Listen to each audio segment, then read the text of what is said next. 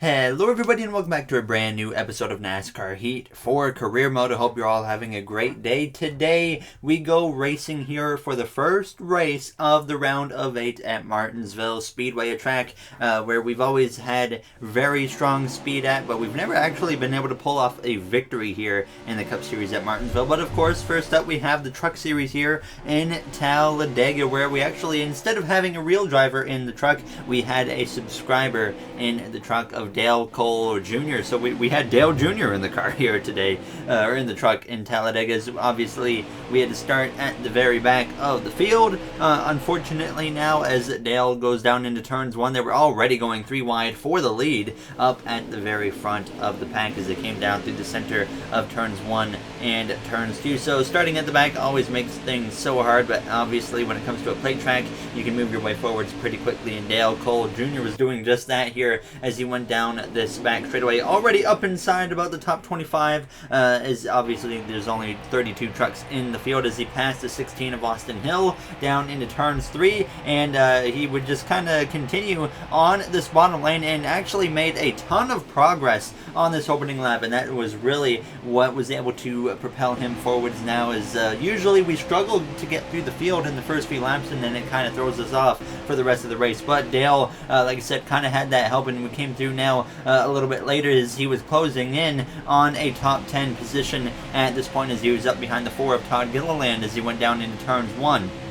But he was just moving his way forwards, like I said, really quick. He went up behind Natalie Decker, then dropped back down under her now as he would get lined back up with the 4 of Todd Gilliland, as he was definitely being aggressive, trying to create a hole there on the inside as we came through now actually to the final lap already of this race here in Talladega. And Dale Cole Jr. had worked his way up inside the top 10. Then he looks to the inside of the 34. I've got absolutely no idea who drives that truck now, as he went down this backstretch for the final time. Harrison Burton was all the way up on the outside. Matt Crafton was out front here in P1 now, as now Cole is going to look to the inside of the 68 of Clay Greenfield into turn 3. Now here he is up into P3 trying to get under Joe Nemechek as they come through turns 3 and turns 4, and Nemechek gets to the inside of Crafton. They're going to be side by side for the lead down the front straightaway as Dale is trying to find an opportunity to just get close to the back of Nemechek and make a move, but it's not going to happen. Nemechek is going to come through and hang on to the victory as Dale Cole Jr. barely beats Crafton for second place here in Talladega. So no matter what, still a very, very solid finish for us here in the Truck Series, and this will definitely help us out now in the quest to make it to the Final Four, which you see right there. We are now P1 in the Truck Series standings after a great performance from Dale now, as we would be 9 points above that cut line now as we come through to myself here in the Cup Series for the qualifying event here now at the Paperclip, hoping that we can have at least a top 10 qualifying effort. And I got through turns 1 and 2 pretty well, and we get through turns 3 and out of turns 4 pretty well now, as we have a very good exit of the corner, and we come through to cross the line with a 19.4, and we actually go P1 here for our second ever career pole. And what better time to do it now when we have a chance to lock ourselves into the Final Four now, as Jimmy Johnson up here in P3, one of the drivers to watch out as we get ready on pole. The NASCAR playoffs continue at Martinsville with the running of the first Data 500. Only 8 drivers still have a shot to take home that coveted championship. Now, don't let Martinsville's small stature fool you. This classic venue packs quite a punch. All right, thank you, Rick Allen. We're ready to go green here for the first Data 500 at Martinsville Speedway. Matt Tift starting at the back of the field, but I guess it's safe with friends now, as Ryan Priest starting at the back, though. He had to replace a transmission before the race, and then Daniel Hemrick, he failed pre-race inspection, so he is also starting at the back now as we get ready to go green from the first starting position. For the first time this season, and only the second time in our career, we are on pole. Now as the green flag is out, a track that we won so many times at in the Cup Series back in the NASCAR Heat 3 career mode. Surprisingly, we haven't won at a single time here in the NASCAR Heat 4 career mode. So we're looking to change that here in what is our final Martinsville race in the NASCAR Heat 4 career mode now, as we are already clear of Brad Keselowski now as we come through out of turns 4. No setup changes coming into this race now as we complete this first and opening lap. So very confident though right off the bat, as we were already starting to pull pull away from the 2 of Brad Keselowski as I went down into turns 3. But as we know, we were dominating this race last time out, actually, in the spring race at Martinsville, and it wasn't until a late race restart where Daniel Suarez, who was a rival at that point, gave us the bumper and completely ruined our race. Now, as we came through on lap 11 of this first stage, and we had stretched out the gap quite a bit to the 2 car of Brad Keselowski. Keselowski in that round of 8 right now, so we obviously have to look at him as a playoff contender. Now, as we had gotten to the back of some lap traffic here on lap 13 of this first stage, looking to make it 3 wide actually with Ryan Preece and the 32 of Corey LaJoie, as I made a little bit of contact there with the 96 of Parker Kligerman. But the lap traffic would allow me to really start to stretch out the gap here. I struggled a little bit early on, actually, there on lap 15. I actually get into the outside wall, do a little bit of damage to the right side of the car, but thankfully it wouldn't really affect the handling of the car too much, so we were in good shape now. As like I said, the lap traffic would really help me bridge that gap between myself and Keselowski even more. As you can see now on lap 20 of 31, as I look to the inside of Tyler Reddick, you can see second place of Keselowski is like a whole straightaway nearly behind myself at this point, as we came through now on lap 26 of 31 in the stage, even further ahead of second place Keselowski. The lap traffic was helping me, and obviously we just had the raw speed to pull away, but the caution comes out late in stage 1. We would come to the pit lane for 2 cans of fuel, 4 tires, a bunch of cars already a lap down, and we would actually lose the lead on the pit stop, which was not expected at all, as our pit crew has been so good this season. Now, as the green flag is out, this would only leave us 2 laps to go here in stage 1, and starting on the outside lane, I'm like, wow, we might actually not have a chance to win stage 1, because sure enough, Keselowski clear on the exit of turn 2, but we clear the 48 of Jimmy Johnson as we send it down into turn 3. A little bit of a bump there to the back of the 2 of Keselowski as we come through the center of the corner, now out of turn 4, trying to put the pressure on the back of the Penske driver and the 2012 Cup Series champion of Brad Keselowski as we come through turns 1 and 2 on this final lap here in stage 1. We led every lap in stage 1 up until the caution, and as we go down into turn 3, we give the 2 the bumper there, and we try to give him a shove again through the center of the corner, but it's not enough. Keselowski is going to steal the stage victory as we cross the line to get P2 here in stage 1.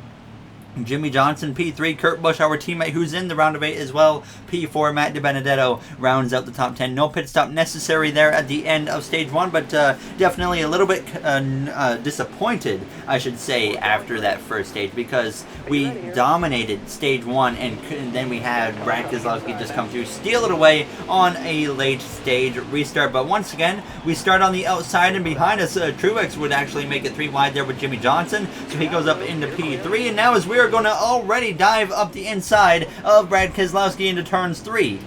So now we are going to retake the lead on this opening lap of stage 1, and we passed the 2 car with no problems at all now with just 29 laps to go in stage 2. Then Martin Truex Jr. puts the pressure on Keselowski, looks to his inside, and now Truex is going to move up briefly into the second position as we dive down into turn 3. But now it would be time to try and open that gap back up now that we are out front, and sure enough, we would start to slowly pull away now as we came through to lap 4 of the stage, and we had just a bit pulled away from the 19 of Truex, and then we come through on lap 8, and we had pulled away even more from second place of Martin Truex Jr. there in that 19 car, who is out of the playoffs right now. Truex is out, Harvick is out, and Kyle Busch is out. All drivers we didn't expect to see get eliminated, though, but there's actually some trouble behind us there as you see the 52 of Cody Ware coming back onto the track after being in like what looked like the grass. He got spun out by something that would bring out the caution, and this would force a restart on us now, as we've had a few cautions come out late in stage 1, and now fairly early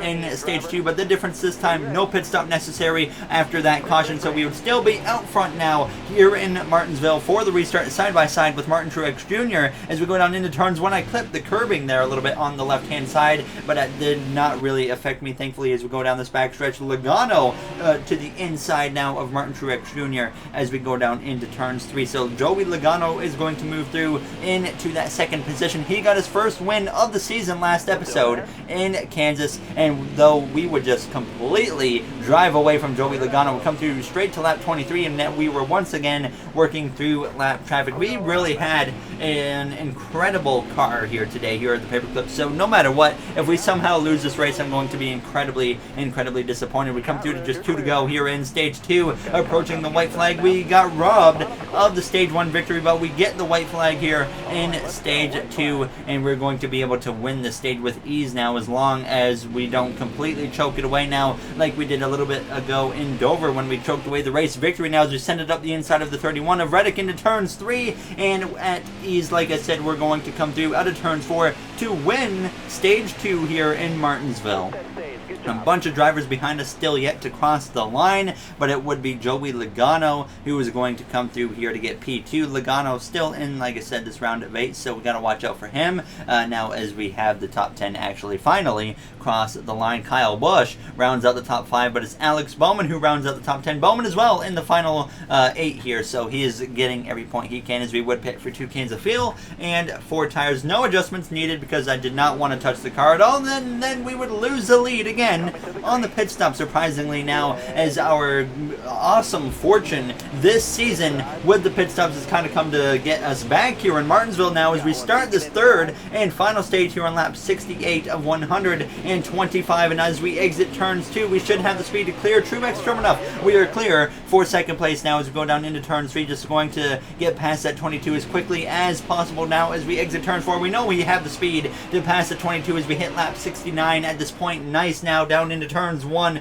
putting the pressure on the back of the Penske champion of Joey Logano. Sure enough, now we look to the inside, going down the back stretch into turn 3, we lunge down into the corner side by side with Joey Logano, and as we exit turns 4, we will clear him for that front position now as we come through to hit lap 70. Not nice anymore with just 56 laps to go now as we come through turns 1 and out of turns 2. We're already starting to pull away from Joey Logano now as we came through to all the way to lap 81. Once again, we were working our way through lap traffic, and we had once again pulled away from 2nd place of Joey Logano there in that 22 car. So we were in a great position here, and I was just hoping that obviously it stays green at this point because we are in a great position. There's usually not a lot of cautions at a track like Martinsville, so I wasn't very concerned. Now as we come through to lap 83 out of turn 4, passing the 8 of Hamrick, and then we end up actually getting a caution. So with 42 to go, we're going to get a restart. I decide we're going to put just enough fuel in the car, and I decided to also take no tires, and I knew that if the AI take 4 tires, we still had enough speed in the car to contend, so I decided to play it safe and not give away a bunch of positions. Kyle Busch actually gained 11 spots on the pit lane, so he did something a little bit different as well, and that makes me think the AI, most of them did take 4, because I'm thinking Kyle Busch either took 2 or none to get him up here into P2, but either way, we're going to drive away already down this back straightaway. Definitely in a great position here, even if the AI did take 4 tires, because I just know that we have the raw speed in this car that I think we're going to be very good here. And sure enough, on lap 92, we had once again started pulling away from the 22 of Joey Logano now as we head down this front stretch, hitting just 33 laps to go. But as I say that, behind us there was a problem into turns 3. Tyler Reddick goes into the outside wall, then he goes down crashing into the inside wall, collecting Stenhouse there for a brief moment, and the 37 of Chris Buescher. So the caution once again comes out here in Martinsville. This time no one was pitting, and obviously I was wanting it to stay green because I know the handling is going to fall off in the car compared to the AI who have those 4 fresh tires. Now it's green flag is once again back out here at the Paperclip. Now just 30 laps to go, so at this point I was hoping that we were just going to keep it green from this point on. Now as we exit turns 2, Hamlin to the inside of Joey Logano now as we came through on lap 97. Hamlin had gotten clear for P2 as we were driving away. Once again, at this point, you can just see how much speed we got in this car. We haven't dominated a race like this, I don't think, ever in our career mode. If we keep it up, we're going to lead over 100 laps for sure, and we come to lap 100 at this point now, and just a little bit further ahead. But you can see I was definitely starting to struggle with the handling in the car, and that certainly got my alert level a little bit higher. I was getting slightly concerned at this point now, as I just want to make sure I don't throw the race at this point now, but we would be able to open up that gap once again to the 11 of Denny Hamlin now as we came to just 20 laps to go. So we were in a really good position as I'm still just kind of starting to slip and slide on the exit of the corners. But we got into the lap traffic now on lap 109. We look to the outside of Brendan Gaughan as we go down into turns 1, and that was allowing me once again with this lap traffic to pull away even more to second place of Denny Hamlin. Now Hamlin likely going to be in that final 4 very easily now, as I think he could have a terrible race. Like, he could probably finish dead last and still easily make the final 4 with a terrible finish at this point now, as we certainly can't afford a bad finish. But we come to lap 113 and we are still out front here, and if we can just get this victory, we will lock ourselves into the final 4 now. And I just want to make it easy. We've never won our way in to the final 4 within Martinsville or Texas. We did it at Phoenix one time, and the final chance to do that obviously in the round of 8. So I want to win my way in as quickly as possible. But as I say that, we got a crash in turns 3. It's the 13 of Ty Dillon who's up the track ahead of me, so the caution is out there. You see him up in smoke there now, as that's going to force a late race restart here in Martinsville.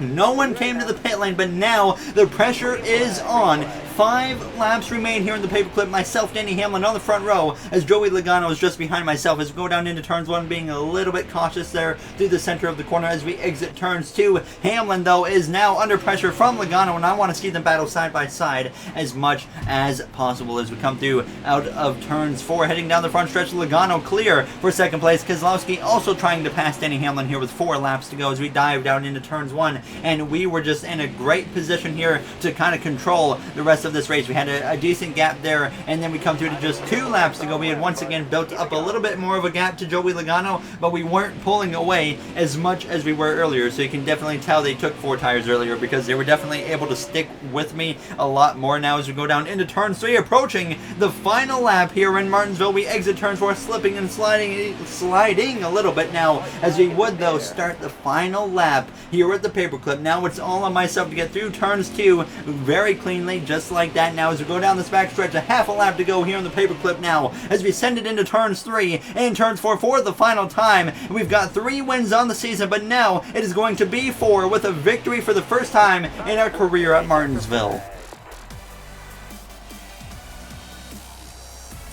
Final 4 lock it is now, as we do not have to worry about how Texas goes. We don't have to worry about how Phoenix goes, because we are locked into the final 4, so we know it's going to be at least us going for a championship in Miami, and it makes it so much better because obviously that's going to be a 100% race length recording. So I wanted to be in that final 4 really bad, because it would have really sucked to not being in there and recording that whole race. But obviously I think we've made the final 4 once or twice now, at least once, and obviously we didn't come out with the championship. But now we have Texas and Phoenix to just focus on preparing for Homestead Miami. So I'm very excited for that race, and I'm very confident Denny Hamlin with a very strong run here today in Martinsville. We can already consider him to be a Final 4 driver. So really, myself and Hamlin, probably the 2 Final 4 guaranteed. And then we got, there you see, Hamlin's only 43 to the good actually, so he might not be as comfortable as I thought, but we're going to see the updated playoff grid in just a moment. I checked out the stats after the race. Out of 125 laps, we led 117 of them. Definitely the most dominant performance of my Cup Series career so far, and it's not a better time to do it now here in the final season of our Heat 4 career mode, our 4th win of the season. I'm not sure how many career wins it is, maybe like 14, 15, but I'll definitely have those stats updated at the end of this career mode for you all to see. But as always, if you guys enjoyed, you know what to do. There you see the grid. Kurt Busch 4 points out. Jones 13 out. Bowman has a lot of work to do, and so does Chase Elliott. So I'll see you guys in the next one at Texas. Have a great day, everybody.